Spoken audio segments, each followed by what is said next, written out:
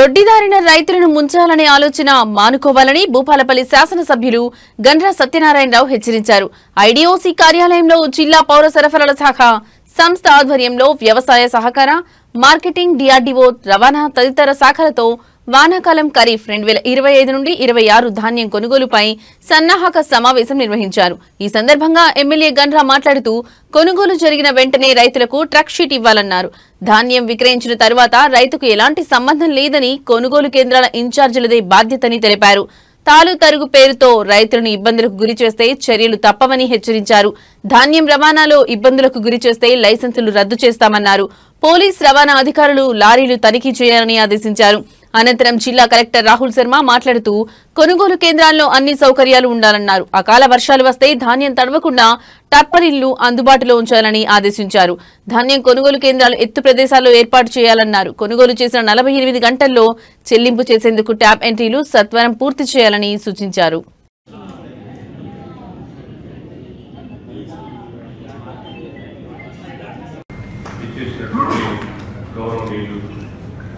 జిల్లా కలెక్టర్ గారికి, అలాగే భూపాలపల్లి శాసనసభ్యులు గౌరవనీయులు అడిషనల్ కలెక్టర్ గారు, ఏఎస్ఓ గారు, డీసీఓ గారు, అందరికీ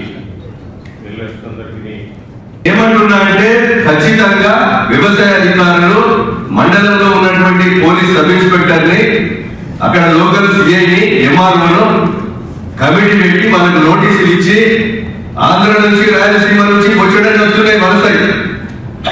ఆ లిస్ట్ తీసేసుకోవాలి. ఇక్కడ లోకల్ ఏజెంట్స్ ఉన్నారు. ఆ ఏజెంట్ల ద్వారా వాళ్ళకి నోటీస్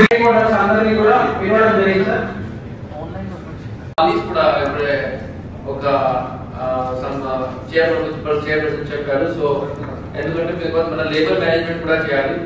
సో లాస్ట్ టైం కూడా మన బీసీలో అది మినిస్టర్ సార్ కూడా చెప్పారు. ఎందుకంటే బిహార్ ఎలక్షన్ తర్వాత వెళ్ళారు.